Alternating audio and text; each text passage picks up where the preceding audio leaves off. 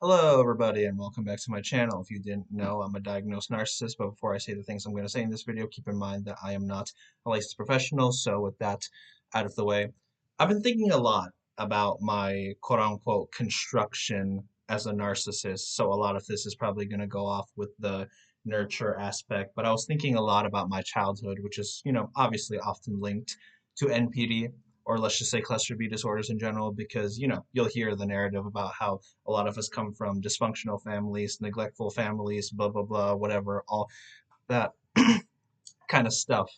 And it got me thinking, well, I know everybody likes to portray narcissists as like basically these demons and, horrible people and whatnot. So I'm curious what a lot of people actually do think when they click on this video. I know I'm going to be talking about, the topic of like guilt tripping and whatnot. And I'm sure maybe some people are coming onto this video expecting me to talk about, oh, yeah, narcissists guilt trip you all the time because, oh, they like to play victim, blah, blah, blah, whatever, all that kind of stuff. I mean, it's probably true to a certain extent, but I don't want to like make it like super sort of like dramatic. But that's not necessarily actually what I'm gonna, go off. I'm pretty sure I will talk about my own behavior because a lot of this got me thinking about like generational trauma and passed down, like toxic traits and whatnot, which is very common in cluster B situations. You often learn these like horrible behaviors from like your parents, extended family, whatever, blah blah blah. Because I mean, I'm just gonna say it. Yeah, I think there's probably an obvious linkage between generational trauma and individuals with cluster B disorders and whatnot. So as far as I could remember, I think the very first thing that I've ever felt, or at least one of the first things I've ever felt in my entire life, was some form of like guilt or some form of, shame, because I'm just going to say it out, up front. My parents were not necessarily the most emotionally mature kind of people, and I'm not saying I'm any better, which is why I'm saying that I'm sure a lot of how I am is obviously rubbed off from that in which they are. Not that that erases the responsibility for like my own behavior, obviously, but I'm just trying to paint like, an explanation or a description, quote unquote. Basically, I've felt a lot of guilt tripping throughout my life, at least like from my parents and whatnot. And I think in a lot of ways this is what has made my uh, personal relationship with my mom and dad extremely kind of like difficult. And okay, maybe some dysfunctional families are like more upfront, but I mean, in a lot of like dysfunctional families, a lot of the people are typically emotionally unstable and basically emotionally like immature and whatnot. So this is what I've always hated growing up, is because my parents always kind of came across, I mean, if your parents just outright admitted that they didn't like you, they didn't hate you, that they hate you, I mean, not that they didn't hate you, because I'm talking about like horrible family dynamics and stuff. But yeah, maybe perhaps you had parents that were more like straight up about it. To be honest, growing up like throughout my life, I never actually knew if my parents actually, like liked me, quote unquote, for like who I am, or if it wasn't just some kind of like obligation because they followed basically the social rules in terms of, oh, get married, have a kid, whatever, blah, blah, blah, and all that kind of stuff. But basically, guilt tripping is something that I've experienced a lot. And it didn't draw me closer to them, which I imagine maybe that was their intent, whether or not, they realize it or whatever. And I'm sure everybody's had a moment in their life where their parents are basically like, oh, you can't criticize me because I give you food, I give you shelter, I give you sustenance, basically. So therefore, it absolves me of any responsibility towards like wrongdoing towards you. And that got me thinking a lot about like object constancy, basically, because kind of like what I mentioned, my parents always thought that they were above me. And in a sense, even if they didn't like outwardly say it, basically they could treat me however they wanted because, quote unquote, they provided blah, blah, blah, or like whatever and all that kind of stuff. I guess like basically like the bare minimum in terms of like what a parent is supposed to do, but they, make it their whole personality as to, okay, I buy food, I give you shelter, da da da da, whatever, all this kind of stuff. So therefore, there's no way that I can do something wrong because I'm obviously a good parent, essentially, doing the bare minimum. And there was a lot of like emotional, like, like dismissing, essentially telling me that I'm not allowed to be upset or some kind of like toxic positivity where it's like, oh, that's not as much of a big deal as you think because either somebody has it worse, or let's just say, yeah, like it wouldn't be harsh per se, but I wouldn't say that it made it like any less neglectful whenever they'd be like, oh, that's not a big deal because whatever, or something. Like they would never actually like address any of the problems that, I would tell them, because kind of like what I said, I guess they were just like too emotionally like immature to like handle it and whatnot. And oftentimes I speak from the experiences of like my dysfunctional family, quote unquote, but I'm sure it's also a repeated pattern in, a lot of you that can, relate. Basically, there's always a lot of pressure to like keep the peace, or essentially just pretend that like problems like basically like don't exist, because like it'll be your fault. You're the one that's quote unquote like bringing the negativity and whatnot. And sure, I bet I've been toxic. Maybe I've said things that I never should have said to my family, or like whatever, because like, vice versa or whatever. Like essentially what I'm trying to say is that in a dysfunctional family, or at least from like what I've observed, like, living in my own dysfunctional sort of like family, basically the person that's willing to talk about like issues or like bring up problems, like they're essentially the sole cause of the problems, because the attitude is basically, if you don't talk about them, they may as well, not even exist. So there's a lot of like guilt tripping that goes along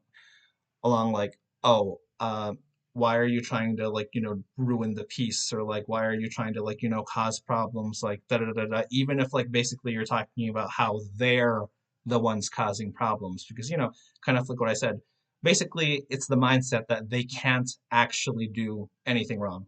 And I don't necessarily think this is just my parents, kind of like what I said. I think we all contributed to this foundation because there was no safe space to be able to like talk about your feelings and, properly express themselves. So ironically, they were defeating their own cause, I believe, because I'm sure my parents wanted me to, obviously like respect them, quote unquote. I wanted them to respect me. My siblings wanted me to respect them. I wanted them to respect me, whatever, and all that kind of stuff. But none of us basically had like any sort of like emotional capacity to like see beyond, I guess, our own suffering that was basically perpetuated by every everyone else. And in a way, guilt tripping becomes the only currency in which you have something over, somebody.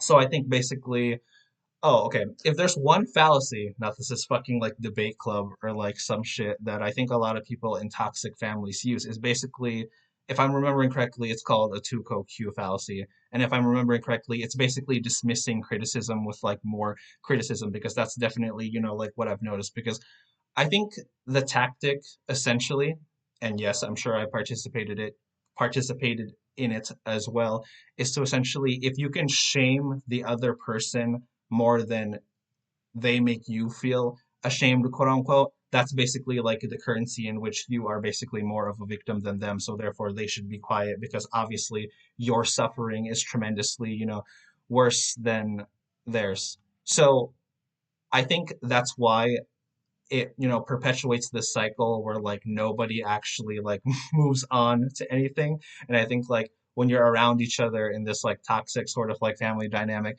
everybody's sort of walking on like eggshells, even though they're acting like, oh, everything is fine, when everything is not actually fine. Because I can't tell you how many times I've had an argument with my parents, my siblings, and all the other way around, where it's like, how much does it deter away from the original topic at which why this person was like, actually upset. And basically it just builds and builds and builds to a point where, yeah, I don't know, maybe it's easy to gaslight yourself into thinking like, maybe I am just arguing just for like the sake of like arguing. So like either, okay, so I've laid it out like this: the best guilt tripper will essentially win the argument, or the best quote unquote like martyr will win the argument.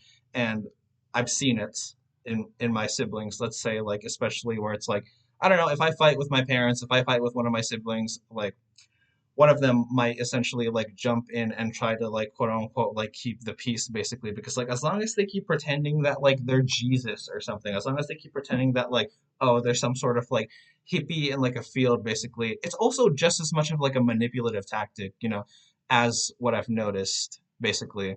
because the whole point of it is to, you know, put the illusion of like a pseudo sense of peace when in actuality they're just trying to drain the other person as to like, why they were upset and whatnot.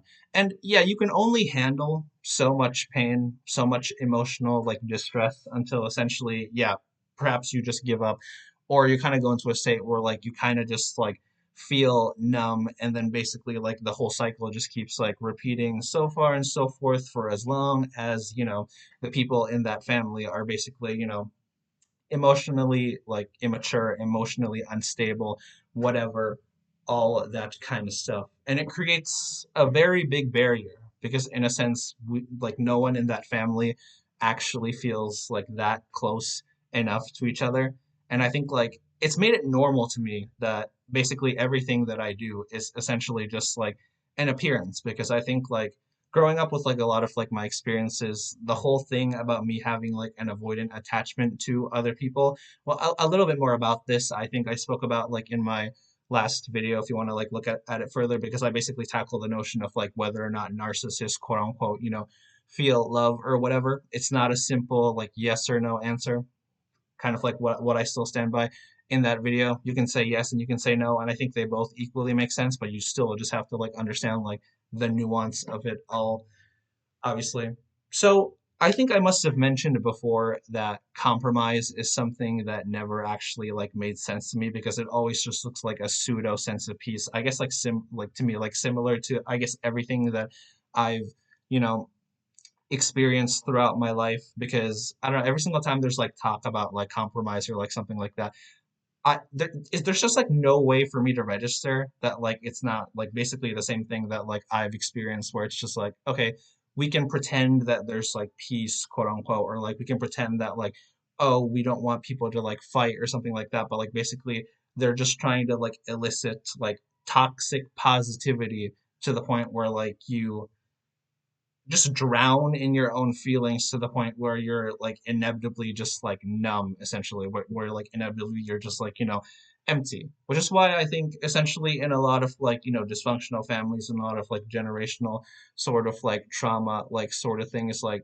yeah, I think that's why essentially a lot of us don't really feel like we have personal like identities to anything apart from like the traumatic, quote unquote, like stressful situations that we've been in, because in a lot of these cases perhaps the only thing that we've genuinely felt is some kind of like misery and misfortune, and if not that, then like who am I, honestly? I don't know. But then again, kind of like what I said, I can't even stay in that like quote unquote like insecurity where it's like so awful. And yeah, I kind of just like dissolve.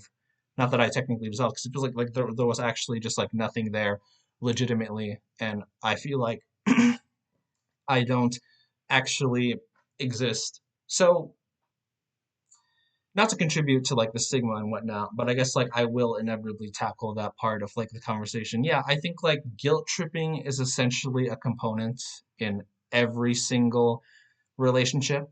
I understand that a lot of people might be saying that I'm perhaps projecting my experiences onto like other things. Maybe that's true to like a certain extent, but I don't really see the difference. I think like obviously we get a lot of our attachment styles from the relationships that we've been in, how we handle these relationships ourselves, quote unquote. But it's like I don't know if I were to get like too philosophical about it. Life's not even real. Everything's basically just like some form of like projection to me if you like legitimately think about it, because everything is stupid and dumb and it doesn't actually mean anything.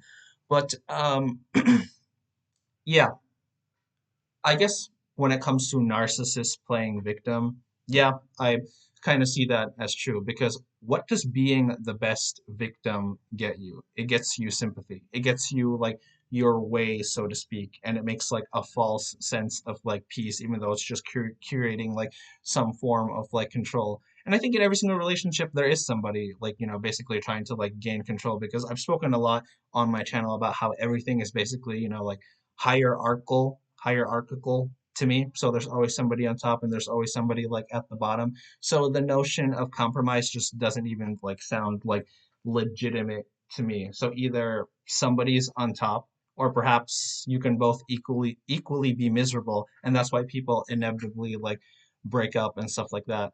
Because um I hate obviously that I went through like terrible things in my childhood and in my like early teenage years, whatever, and like all that kind of stuff. But it has really opened my eyes to like a lot of like structures and like dynamics and things like that. Whereas like I can just see the hierarchy that a lot of people are like refusing to acknowledge, or this, everybody sees hierarchy, I think, legitimately, but they just are not honest about it in the cruel way that narcissists such as myself can just easily perceive how terrible and awful and how much like usury that there is in the world, basically. So yeah, guilt tripping is the most subtle form of control because everyone thinks they're entitled to their feelings to like a certain extent.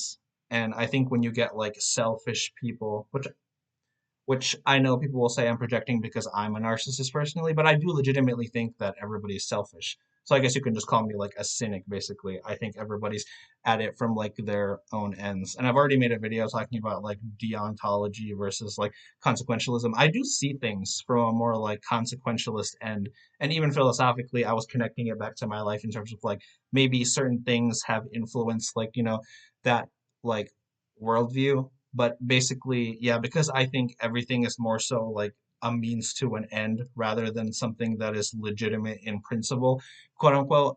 Yeah, every single time I observe relationships with other people or myself, I just see people manipulating each other, whether or not they want to, like, admit it, basically. So I do think guilt tripping is a currency in human relationships because in a very misanthropic way we're just like that awful as a species. And I feel like because I'm saying that, I feel like I can't be in denial that like I do that. But obviously there are also things that I might want that might contradict in other people's worldviews and other people's sort of like ideologies. So like if we spend enough time with each other, I'm sure I'll be guilt tripped. It's just like, like the natural way of like, doing something. Because like every single time people talk about like guilt tripping, they always talk about it as some sort of like intentional sort of like manipulation. And I do actually think that it's an intentional like manipulation because it's a cause and effect to get like a certain, like way to get somebody to like quote unquote like behave. But because I think everybody's selfish, I think we truly are hypocrites every single time that like we complain about it because literally I think people calling other people selfish in and of itself is already the most like hypocritical thing ever because basically if you call somebody selfish, you're upset that they're not acting in a way that you would perceive as not selfish, even though the core of basically all human actions is inevitably just like, selfish in the end. So, yeah, I've experienced a lot of guilt tripping. I'm sure I've tried to guilt trip so many people, and I will continue to guilt trip people, and people will continue to do it to each other for as long as our species remains. And those are my genuine thoughts about it.